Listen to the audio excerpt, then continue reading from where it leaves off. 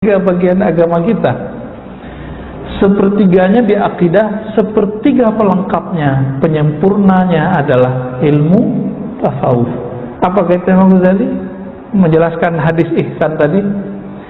Jika fikih mengetahui halal haram, boleh tidak boleh, sunnah bid'ah, sah batal, maka ilmu tasawuf ini lebih unik. Ma'rifatur rad wal qabul, mengetahui amal diterima atau ditolak, ditolak atau diterima. Canggih nggak Pak? Antum bisa detek nih, ini amal saya diterima apa enggak, itu bisa ketahuan Pak di dunia. Kan selama ini orang bilang hanya Allah yang tahu. Enggak, kita bisa tahu. Ada indikatornya.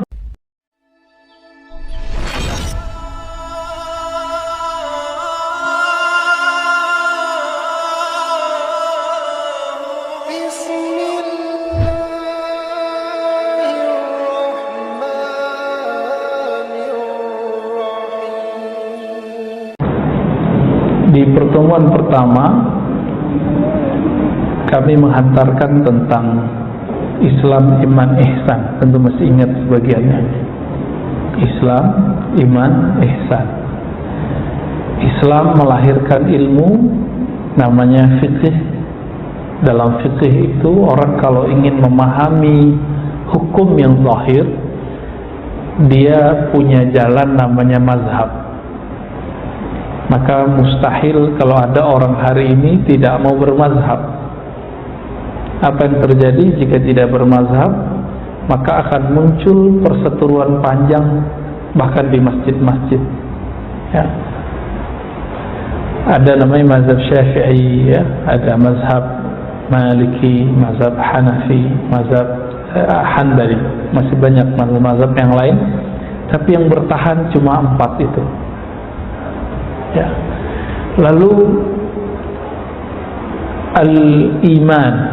Al-iman itu melahirkan ilmu namanya ilmu tauhid, ilmu akidah. Nah, ini melahirkan akidah ahlus sunnah wal jamaah.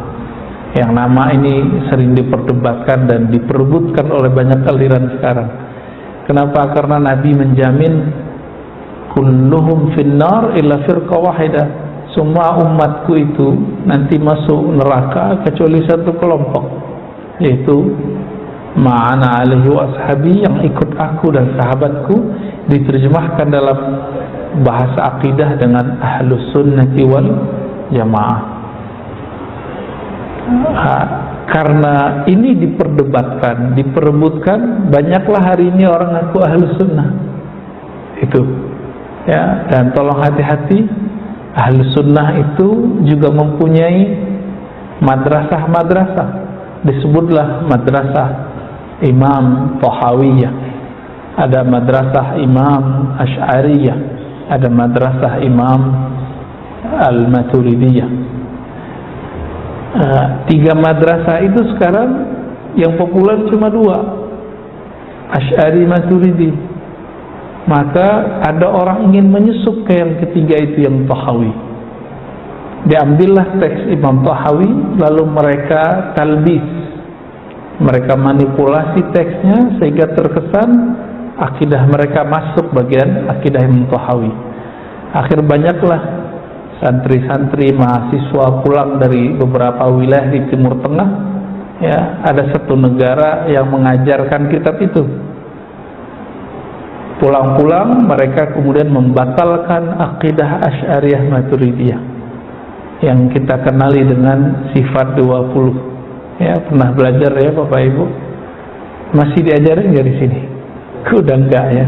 Atau nggak boleh ngaji itu di sini? Harus ada Pak yang ngaji itu di sini. Ngaji ahlus sunnah yang sahih itu. Kalau enggak nanti diganti ahlus sunnah antum.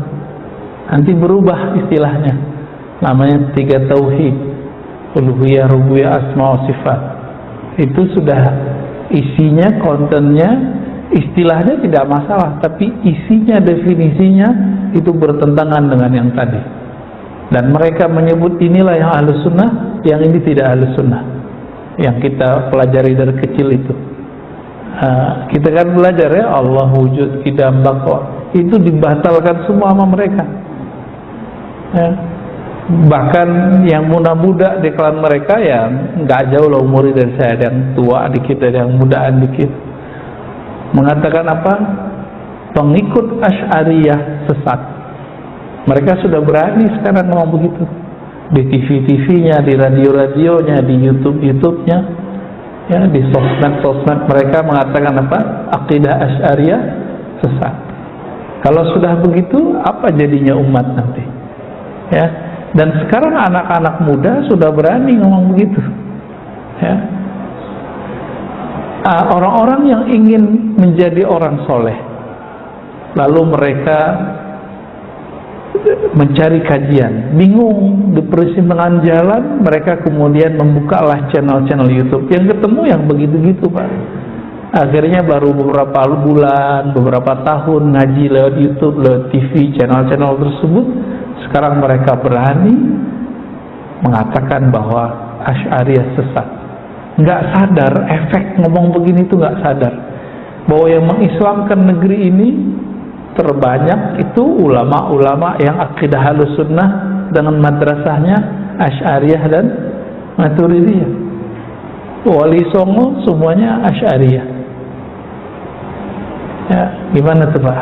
Kiai-kiai Indonesia rata Asy'ariyah.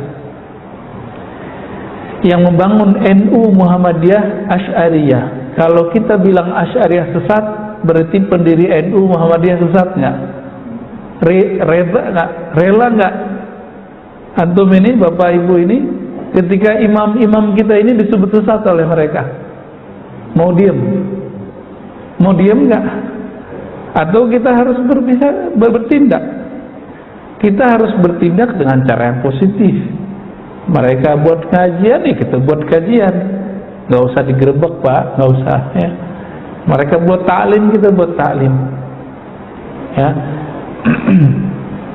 Mereka punya channel YouTube, ya antum harus punya juga. Mereka yang belum kita punya TV, ya.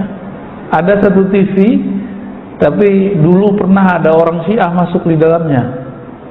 Akhirnya dituduhlah semuanya Syiah, udah dibersihin Pak, sekarang udah gak ada Syiahnya, tapi masih kena cap. Nah, itu mungkin ngerti maksud saya ya. Itu tentang akidah Ahlussunnah. Akidah Ahlussunnah ini tidak sempurna jika tidak ada namanya ihsan. Maka Islam, iman, ihsan. Kenapa?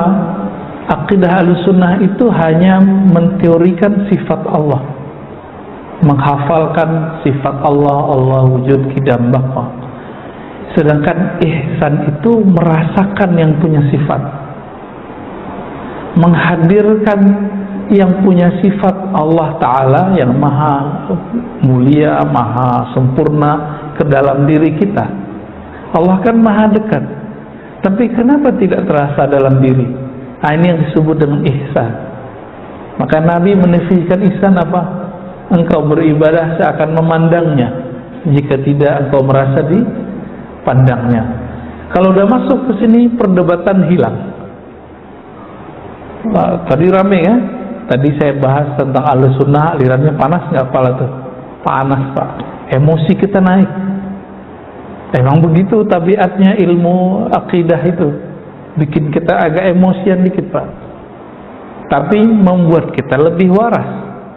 Tidak sembarangan mengkafirkan orang atau membid'ahkan orang atau menganggap orang syirik. Baik. Semua ilmu ini Islam, iman tidak sempurna jika tidak sampai ihsan.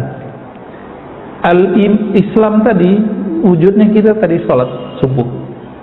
Salat subuh berapa rakaat? 2 rakaat. Sebelum salat subuh kita wudhu. Rangkaian salat itu, siapa yang kita sembah diteorikan dalam ilmu akidah. Bagaimana sebenarnya yang disembah itu, maka dirasakanlah dengan al-ihsan.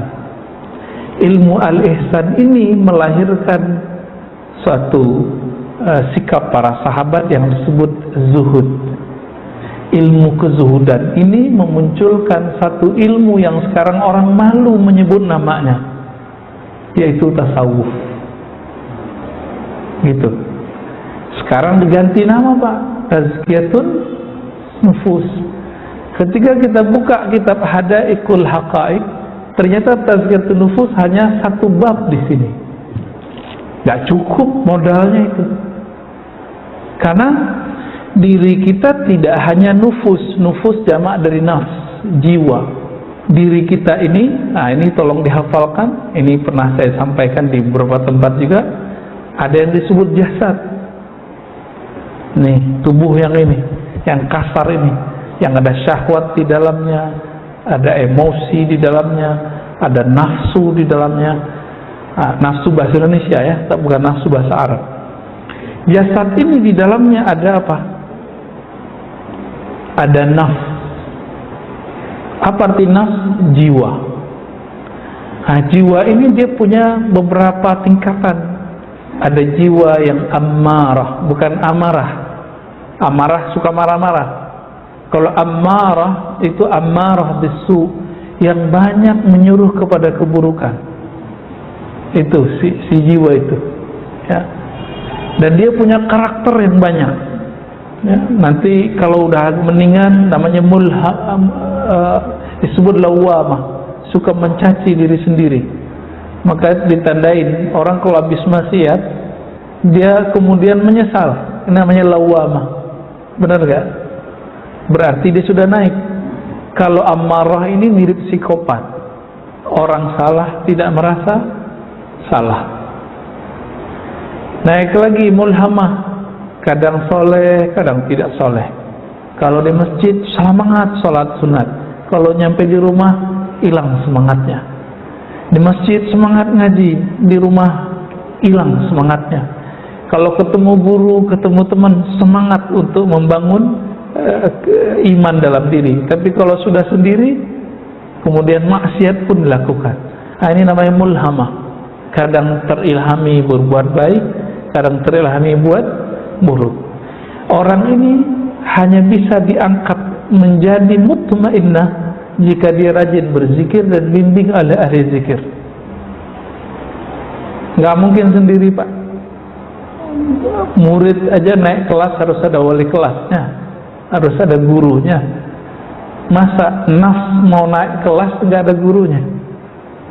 Orang-orang kan egois, bilang, saya baca aja, saya ngaji di YouTube aja. Nggak bisa, itu masalah bukan ngaji di YouTube. Itu masalah adakah guide-nya yang akan membimbing kita berpindah dari nafs ke nafs.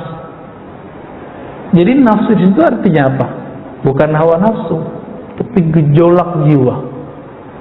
Nah, gejolak ini hanya bisa ditenangkan jika dia membaca nama Allah sesering mungkin, berpuasa seteratur mungkin, lalu naiklah dia ke nafs mutmainnah. Orang inilah nanti yang dipanggil di sisi Allah, ya ayyatuhan nafsul mutmainnah. Inilah yang disebut mati sebelum mati. Karena ini panggilan nanti sebut kita sekarat, Pak. Tapi jika dia berhasil melawan nafsnya dengan zikrullah, puasa lahir batin, maka dia sudah mati sebelum dirinya mati. Gitu. Ini yang disebut mati pertama, kematian yang mesti kita lalui. Nah, semoga nih Bapak Ibu yang hadir, termasuk yang sudah sedang di tahapan itu atau mengarah ke sana.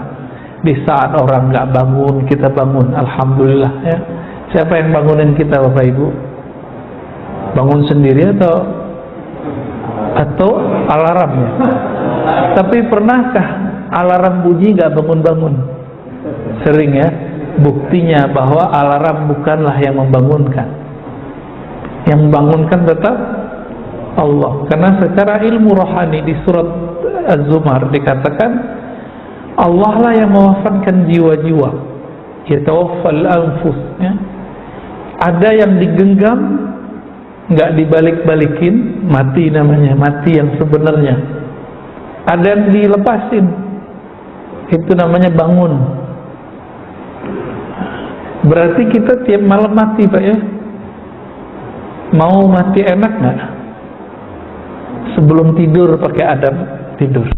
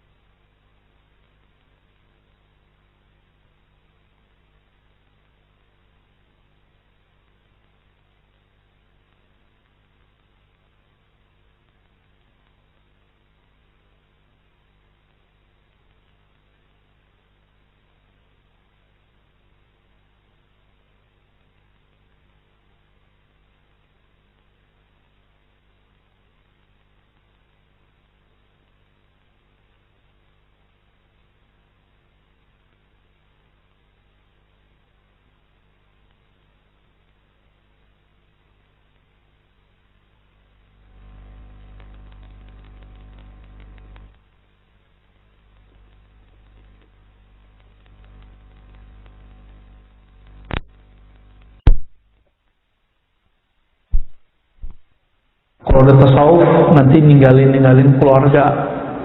Kalau udah tasawuf nanti nggak sholat. Itu yang terbayang oleh orang awam. Kenapa? Nanyanya ke orang awam. Tasawuf ini ilmu spesial. Banyak ustadz-ustadz yang tidak belajar tasawuf, dia awam dalam tasawuf, tapi dia berbicara tasawuf. Kira-kira apa jadinya? Dia pasti jelek-jelekin tasawuf. Jadi kalau Bapak search di Google, di YouTube, kalau ada orang berbicara tasawuf, tidak benar. Itu karena dia awam dalam masalah tasawuf. Ada yang hampir benar. Dikira tasawuf itu sesuatu yang berkaitan dengan zikir-zikir. Oke. Tapi ingat, tidak semua zikir-zikiran itu tasawuf. Ya. Zikir itu setara dengan tazkiyatun nafs. Dia hanya salah satu bagian dari tasawuf. Hanya salah satu. Karena apa? Karena ada orang berzikir bukan untuk Allah. Ada zikir untuk kesaktian. Ada zikir supaya rezekinya lancar. Ada zikir supaya nggak kebaca oleh KPK. Itu banyak ya. Ada zikir supaya pilkada besok kepilih. Yang begini ini itu bukan zikir sufi, bukan zikir tasawuf. Jadi di kesempatan mulia ini saya ingin mengajak kita membaca lebih jernih. Itu bukan tasawuf. Ini saya bawakan kitabnya. Ini kitab tasawuf. Nggak ada Pak ketemu yang dibayangkan orang semua itu. Semua ini adalah ajaran Ahlus Sunnati wal Jamaah. Dalam fikih ada namanya istighfar. Astaghfirullah, astaghfirullah. Selama ini istighfar nggak Pak? Ada istighfar ya. Tapi dari mana kita tahu kita istighfar karena apa, untuk apa, dan sampai level mana? Itu tahunya pakai kitab ini nanti. Maka Imam Ghazali, Abu Hamid Al-Ghazali dalam Ihya Ulumuddin mengatakan beda ilmu fikih dengan ilmu tasawuf itu satu aja. Ilmu fikih mengetahui ibadah sah atau tidak sah, sunnah atau bid'ah. boleh atau tidak boleh. Orang mengira ini ilmu segala-galanya. Akhirnya sekarang anak-anak muda pada doyan ngomong sunnah bid'ah, ya kan? Padahal itu belum semua. Itu baru sepertiga bagian agama kita. Sepertiganya di akidah, sepertiga pelengkapnya, penyempurnanya adalah ilmu tasawuf. Apa kata Imam Ghazali menjelaskan hadis ihsan tadi?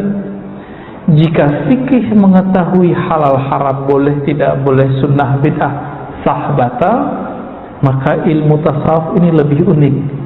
Ma'rifatur rad wal qabul, mengetahui amal diterima atau ditolak, ditolak atau diterima. Canggih nggak Pak?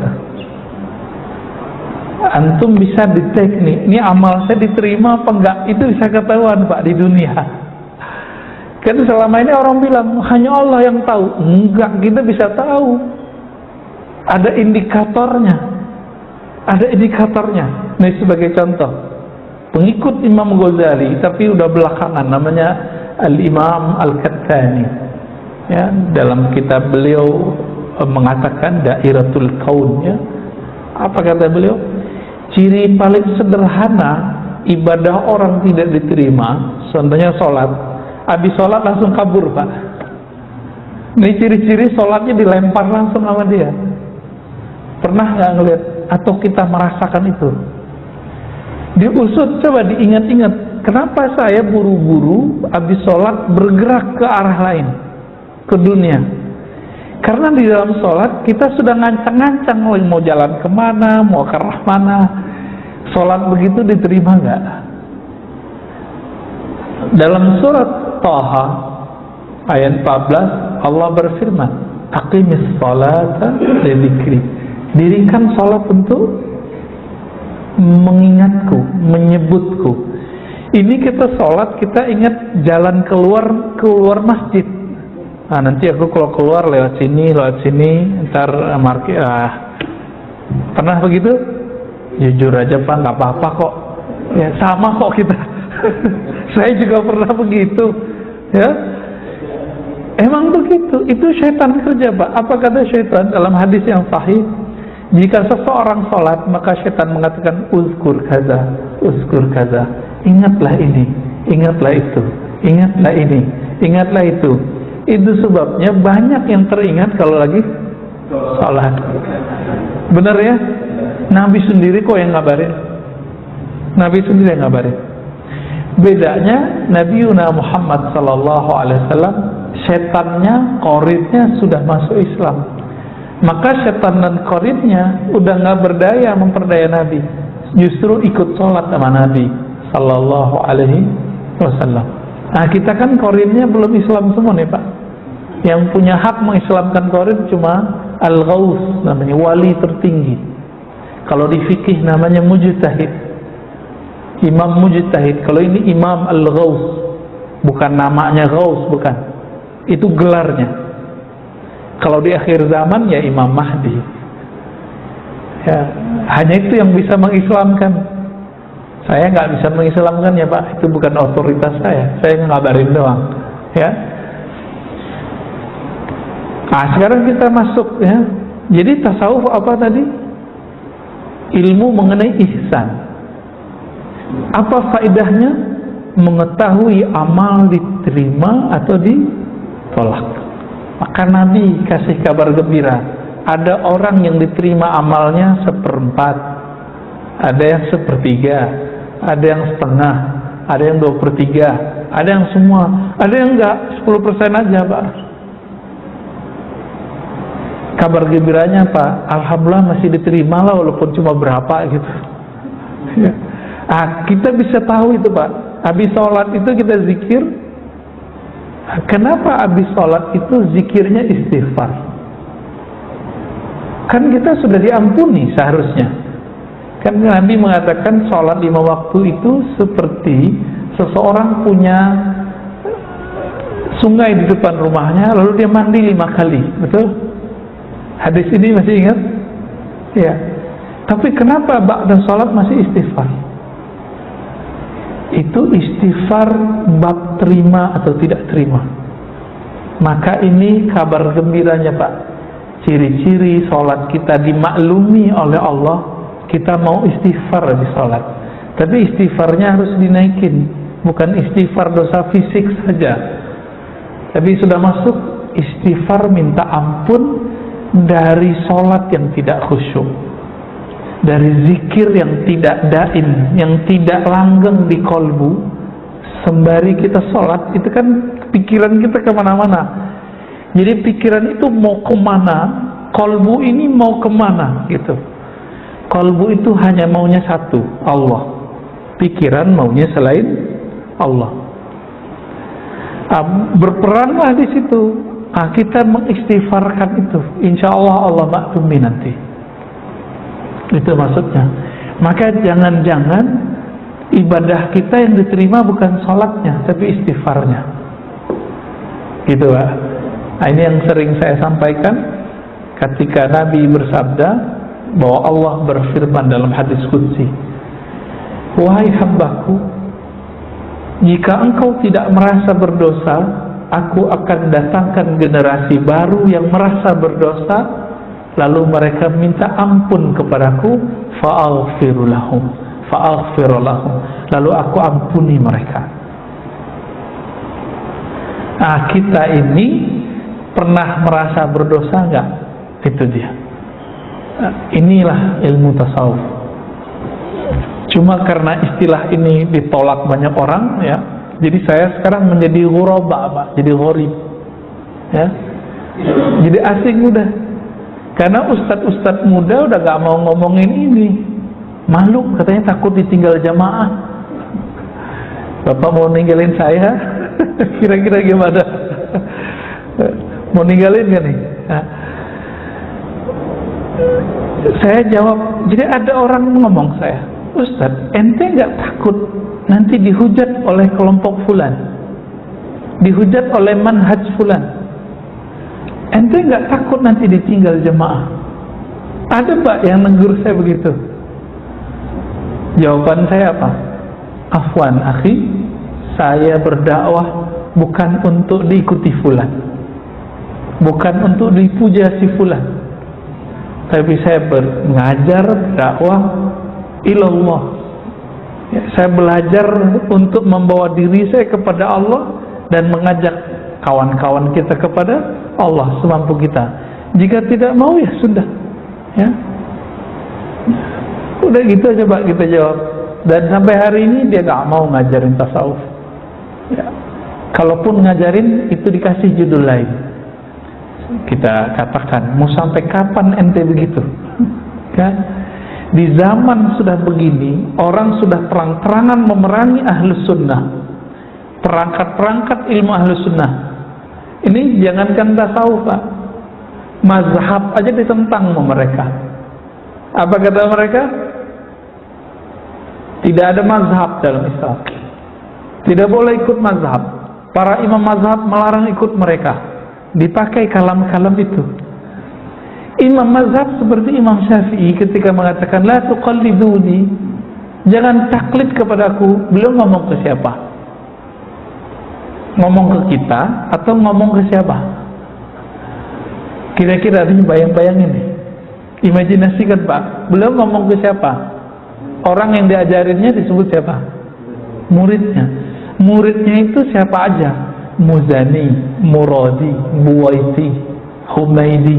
Itu level-level gurunya Bukhari semua Pak. Humaidi terakhir yang saya sebut itu gurunya Imam Bukhari. Selevel mereka Ahmad bin Hanbal, Ishaq bin Rawi, murid semua. Apa kata Imam Syafi'i? Jangan taklid kepadaku. Kenapa? Imam Syafi'i sudah memberikan perangkat ilmu kepada mereka. Nih, kalau ada dalil, ada persoalan, kamu olah sendiri. Tapi kalau bapak-bapak ini yang nggak pernah nyantri dulu udah lupa, udah nyantri masuk kuliah, kuliahnya juga nggak jelas, ya. Ini berapa tahun UIN IAIN itu terjajah oleh kurikulum-kurikulum yang nggak jelas, ya. Lama Pak, lama, sampai ya sekarang kemudian mereka mulai sadar lagi, dibalikin lagi itu yang kurikulum lama-lama itu, ya. lama buku terjemah yang dibaca. Akhirnya kawan-kawan kita santri-santri masuk UIN, IAIN nggak bisa baca kitab lagi, Pak. Padahal mereka lebih vokal daripada yang tamatan Timur Tengah. Timur Tengah kan nggak ada presentasi. Coba tanya teman-teman kita Timur Tengah, presentasi kuliah itu nggak ada. Maka kalau ngomong tuh ngedoktrin kebanyakan, ya nggak semua. Kalau anak UIN, anak IAIN, enggak. Mereka ketika menjelaskan sesuatu itu ya bisa berkilah dulu, berteori dulu, karena udah biasa berdebat. Cuma baca kitabnya udah mulai longgar. Nah, saya 7 tahun mengajar di UIN sampai 2019. Saya menghidupkan dari 2012 tuh saya menghidupkan ngaji kitab. Jadi kuliah itu ngaji kitab, dibawa ke teater, semua kelas tuh pakai kitab. Sempat lumayan hidup itu kajian kitab ya, tapi takdir Allah saya meminta supaya didekatkan dengan ahli Quran, ya kita jadi pindahnya ke Institut Ilmu Al-Quran. Cuma saya lebih nyaman ya, secara rohani saya lebih nyaman. Cuma kita berharap UIN IAIN sebagai corong ahli sunnah nanti bisa kembali ke fitrahnya. Amin ya rabbal alamin. Biar nggak dituduh liberal lagi ya. Apalagi ada buku tuh pemurtadan di IAIN. Ini kan nggak benar nih sebenarnya. Baik, Bapak saudara Allah, jika kita tidak mulai angkat kajian-kajian seperti ini, mungkin 5 tahun lagi kajian tasawuf habis, Pak. Ya, yang tersisa cuma pusat-pusat zikir yang sudah nggak ada kajiannya. Tambah benerlah tuduhan bahwa sufi nggak punya ilmu. Dulu Imam Syafi'i mengatakan sufi itu kasulun jahul, udah pemalas, jahil lagi. Kenapa? Ada dulu orang berpakaian sufi. Sufi itu pakaiannya dulu suf, pakaian wol. Wol itu dulu pakaian murah, Pak. Sekarang kan pakaian mahal. Kalau kita musim dingin pergi ke subtropis itu mahal itu baju. Ya. Imam Syafi'i melihat ada orang pemalas, nggak mau ngaji, nggak mau bekerja, dan jahil, pakai baju sufi. Maka beliau sindirlah, ya sufi ya begitu. Diabadikanlah kalam ini dalam kitab Manaqib Imam Syafi'i karya Imam Al-Baihaqi. Tapi di bagian lain Imam Syafi'i memuji sufi. Kok ini nggak ditampilkan dalam diwan-diwannya, syair-syairnya? Bahkan beliau mengatakan, aku belajar dari kalangan sufi satu kalimat yang sering kita dengar semenjak kita kecil, al-waqtu sayfun. Pernah dengar? Waktu itu adalah pedang. Jika engkau tidak menebas dengannya, engkau akan ditebasnya. Itu kalam siapa, Pak? Kalam sufi, bukan hadis Nabi. Dalilnya apa? Wala takun minal ghafilin. Surat Al-A'raf ayat 205. Jangan kamu jadi orang yang lalai dengan waktumu, dengan masamu. Diturunkan makna itu oleh sufi menjadi al-waqtu sayfun. Dulu saya konsen kajian hadis, sibuk ngurusin hadis dhaif, sahih, dhaif, palsu. Ya, tapi jenuh juga, Pak. Ya, ilmu hadis itu kan ilmu alat, bukan ilmu maksud, bukan ilmu tujuan. Ada keras gitu di hati saya, merasa kok aku merasa kayak suka nyerang orang ya, nyerang ustadz siapa yang hadisnya nggak sahih gitu. Akhirnya saya kemudian kembali ke kajian ahli sunnah yang kajian akidah. Kajian akidah bertahun-tahun kita buat daurah. Ternyata nggak bisa juga menenangkan hati saya. Apa yang bikin tenang hati saya ketika belajar kitab ini, ilmu tasawuf. Nah, maka saya sedang berbagi sharing pengalaman ketenangan itu. Semoga nanti Bapak Ibu memburunya, mencarinya sendiri. Ya, cari gurunya, cari ahlinya. Kita masuk saja ke kitab Al-Babul Awwal, bab pertama. Bab pertamanya dimulai dari taubat. Apa arti taubat? Sering dengar kata taubat ya? Kita biasa sering bilang, kalau teman kita jarang ke masjid, tumben lo tobat, kan gitu. Ya, itu bukan tobat, Pak. Bukan itu yang tobat. At-taubah itu kalau bahasa Arab ar-ruju', kembali, berbalik dari dosa, berpaling dari dosa. Ar-ruju' anizan. Dosa itu dibagi 3. Dosa fisik, dosa batin yang namanya nafsiyah, jiwa, kolbu, ada dosa rohani. Jadi tiga pangkat dosa. Dosa fisik ya mata yang nakal, telinga yang mendengarkan yang nggak benar. Nah ini orang awam semua udah beres. Bahkan orang-orang yang menganggap tasawuf ini ajaran sesat, mereka jarang punya dosa yang ini. Tapi ada dosa kolbu, dosa nafsiyah, merasa lebih pintar, itu sombong namanya, merasa lebih benar, merasa imamnya ahli bid'ah, dia ahli sunnah. Kan ada tuh jamaah yang begitu, ya. Hati-hati antum kalau begitu, kena tuh sudah, ya. Merasa kita yang sholat ini lebih benar daripada orang nggak sholat, gitu. Merasa kita yang menikah ini lebih benar daripada orang-orang yang nakal di luar. Belum tentu. Masih ingat PSK di zaman Bani Israel? Allah ampuni semua dosanya cuma karena dia menyayangi seekor anjing. Kita yang sholat setiap hari ini, jangankan anjing, manusia aja kita nggak sayang. Mau jadi wali Allah dari mana? Ya. Jadi kadang-kadang Allah angkat seseorang jadi wali, kekasihnya, bukan dengan sholat, Pak. Sholat ini kewajiban badan sudah.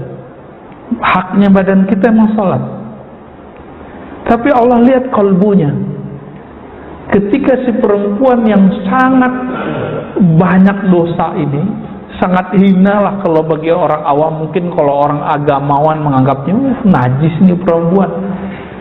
Tapi kalbunya tersimpan nur rahmah, nur cahaya kasih sayang Allah, inti dari Rahman dan Rahim yang diulang-ulang di Quran. Bismillahirrahmanirrahim, Bismillahirrahmanirrahim. Kan diulang berapa kali Pak Bismillahirrahmanirrahim di Quran? 114 ditambah dengan surah An-Naml 114. Perintah sholat, aqimis sholat, ya, aqimis sholat. Sholat lebih kurang ya kalau yang digabung dengan zakat 26-an, kalau yang sendiri sekitar 50-an. Lebih banyak Rahman dan Rahim. Maka jika kita sholat tidak menumbuhkan Rahman dan Rahim, sholatnya gagal. Gitu. Sholat kan sujud nih. Jika sholatnya tidak membuat saya pribadi yang sujud, yang rendah hati, maka saya sholat pun, tapi yang sholat baru badan. Nafsnya belum sujud, kolbunya belum sujud. Nah ini yang diistighfarkan kalau habis assalamualaikum, assalamualaikum, assalamualaikum. Kita minta ampun Pak. Ampunkan aku ya Allah, kolbuku belum sujud, perasaanku belum sujud, egoku belum sujud, emosiku belum sujud. Sudah begitu belum istighfarnya? Nah coba mulai nanti Pak ya. Nanti sholat, habis sholat istighfar. Kalau gitu kira-kira istighfarnya cukup nggak 3 kali? Gak cukup. Gak cukup Pak. Barulah nyambung kita. Kenapa Nabi istighfarnya 70 kali? Dihitung-hitung segitu Pak jadinya.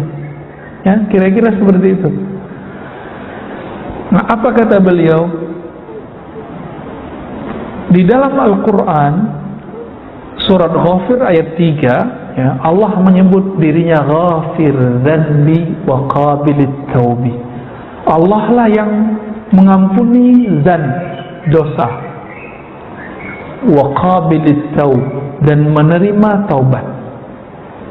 Jadi taubat ini bukan masalah bagus bacaannya, ya. Dan di Al-Quran kita sering mendapatkan tawabin, ya.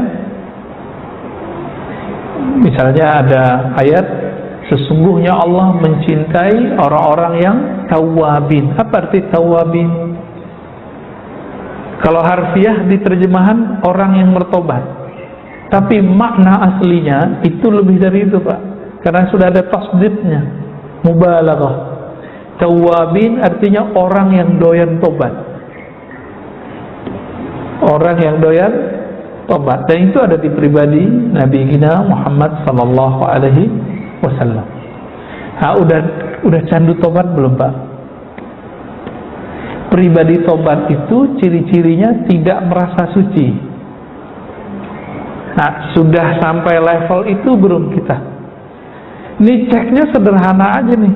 Ketemu orang suka maksiat, hati kita merasa kita lebih baik dari dia, atau semoga aku dijaga supaya tidak terjebak dengan apa yang dia lakukan. Dia belum tentu lebih hina daripadaku. Ini pribadi taubat namanya.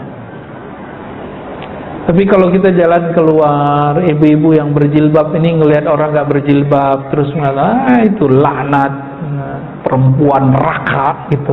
Udah keluar bahasa-bahasa begitu. Ini sama dengan kasus seorang ahli fikih yang didatangi Algojo pembayaran. Jadi Algojo bayaran ini. Jadi dia disuruh bunuh orang. Udah berapa yang dibunuh sama dia? 99. Ya. Kata Algojo, kata si ahli fikih ini, ente udah bunuh 99 orang, nggak ada tobat bagimu. Dibunuhlah orang itu. Aneh, apa bedanya kita sama dia? Riwayat itu sindiran buat kita. Kalau ada orang pemaksiat, walaupun bunuh 100 orang, nggak boleh kita anggap dia hina. Siapa tahu hatinya sedang mencari kebenaran. Allah kan yang dipandang kolbu orang. Allah nggak pandang fisik kita, Pak. Sama sekali. Saya pakai begini nih, Allah nggak pandang. Pakai kopiah, Allah nggak pandang. Jenggot saya panjang, Allah nggak pandang. Yang dipandang kolbu saya lagi ngapain nih, ya? Kolbunya merasa bergantung kepada Allah, merasa hina di hadapan Allah, atau merasa lebih mulia daripada makhluk. Itu yang Allah pandang tuh. Nah, kita yang mana, Pak? Innallaha yanzuru ila qulubikum. Yang Allah pandang itu kolbumu, bukan serbanmu, bukan kopiahmu, bukan pakaianmu. Nah, makanya saya mengimbau kalau ngisi kajian training untuk para dai, kita ngajak, wahai tuan-tuan dai, para ustadz, para syekh, para kiai, tolong jangan sibuk di performan pakaian, serban kayak gamis, enggak. Ente sibuk ngurusin kolbu. Gimana caranya? Sebelum jamaah kita bangun duluan. Ngapain? Istighfar, Pak, kerjaannya. Ini yang disebut dalam surat Zariyat, ya. Wabil asharihum yastaghfirun. Ciri-ciri penghuni surga itu ketika orang tidur, dia bangun, ngapain? Yastaghfirun. Mereka merasa berdosa, mereka minta ampun kepada Allah. Nah, ini Bapak Ibu saudara makan Allah, walaupun Bapak sebagian bukan dai, bukan ustadz, bukan guru, coba amalkan itu. Itu dijamin masuk surga udah. Ya, ayatnya jelas, ya. Bahwasannya penduduk ahli surga itu amalannya yastaghfirun. Mereka minta ampun di saat orang sedang tidur. Artinya dia nggak bisa tidur karena kepikiran dosa. Kenapa kita bisa tidur, Pak? Karena kita lupa sama dosa kita, benar nggak? Nah, inilah nikmat dari Allah, namanya lupa. Jadi lupa itu untuk manusia kesempurnaan. Bagi Allah itu kemustahilan. Nggak mungkin Allah bersifat lupa. Tapi bagi kita itu sebuah kesempurnaan. Coba kalau kita ingat semua orang yang nyakitin hati kita, Pak, bisa tidur nggak? Nggak bisa. Kita ingat semua orang yang pernah berkata kasar, kita nggak bisa tidur. Apalagi ibu-ibu nih yang hatinya lebih lembut dari bapak-bapak yang pernah dulu sakit hati, putus cinta atau bercerai. Kalau Allah nggak kasih lupa, itu nggak bakal bisa tidur. Maka lupa itu kesempurnaan bagi kita. Nah, saat kita lupa itu, Nabi beristighfar dari kelupaan itu. Ya Allah, aku minta ampun karena aku lupa kalau aku berdosa. Nah, itu istighfar juga tuh. Nah, orang kalau sudah tahu nih celah-celah istighfar, ternyata banyak yang perlu kita istighfarkan, baru dia disebut tawwabi. Ya. Maka orang begini, karakter keduanya tidak pernah putus asa dari rahmat Allah. Ini disebut dengan tawwabi. Mau segunung, setinggi langit dosanya, dia masih ada harapan. Allah pasti bisa mengampuniku. Ya, bukan berarti dia kemudian enak-enakan maksiat, enggak. Dia setiap kali salah dia punya harapan, husnuzan kepada Allah Subhanahu wa taala. Lalu beliau mengatakan di sini, ya, apa hukum taubat? Selama ini istighfar hukumnya apa? Yang kita tahu, sunat ya? Enggak, Pak. Dalilnya apa?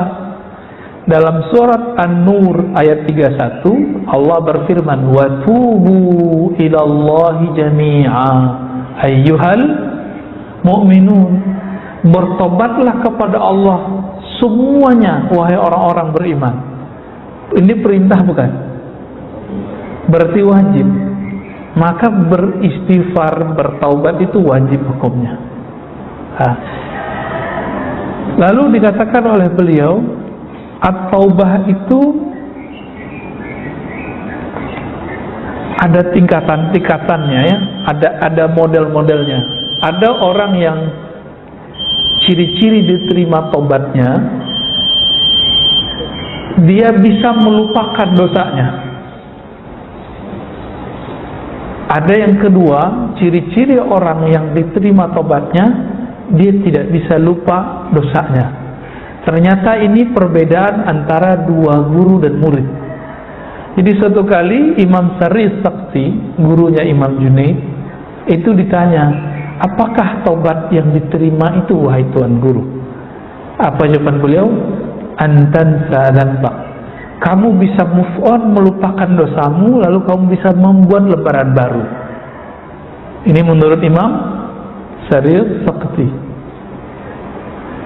Kalau Imam Junaid, muridnya apa? Muridnya lanjutan dari yang tadi. Ketika ditanya, gurunya sudah meninggal. Menurut gurunya begitu. Tapi ketika beliau menjelaskan kepada murid-muridnya, taubat itu ketika engkau selalu ingat bahwa engkau berdosa. Beda kan terjemahnya? Engkau mengingat dirimu bahwa dirimu adalah pendosa, sehingga merasa hina terus di hadapan Allah Subhanahu wa taala. Allah ketika nyuruh kita baca Quran, perintahnya apa? Fasta'iz billahi minasyaitonir rajim. Berlindunglah kepada Allah dari setan yang terkutuk. Kenapa? Karena banyak orang baca Quran ada riya dalam dirinya. Banyak orang baca Quran, dia merasa lebih benar dari orang lain. Mau imam, mau jamaah sama. Semoga kita nggak masuk ke bagian yang itu, ya.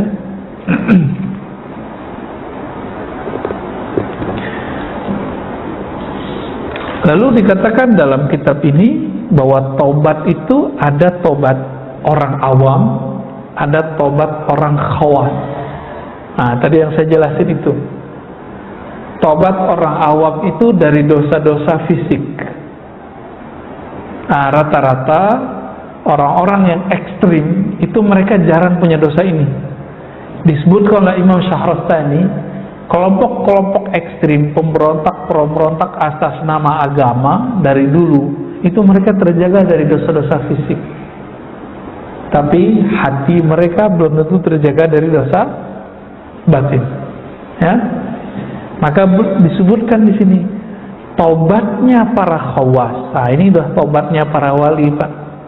Kalaupun kita belum kekasih Allah, wali Allah, minimal kita berguru atau mendapatkan ilmu kewalian.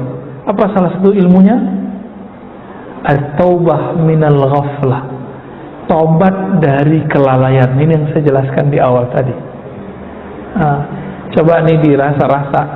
Nanti kalau tobat, tobatnya dari kelalaian dalam sholat atau masih dari maksiat biasa? Kalau masih dari maksiat biasa, berarti tobat kita masih tobatul awam. Mau kalau udah naik, setelah tobat dari dosa-dosa fisik, dosa biasa, kita minta ampun kepada Allah dari dosa merasa lalai itu, ya.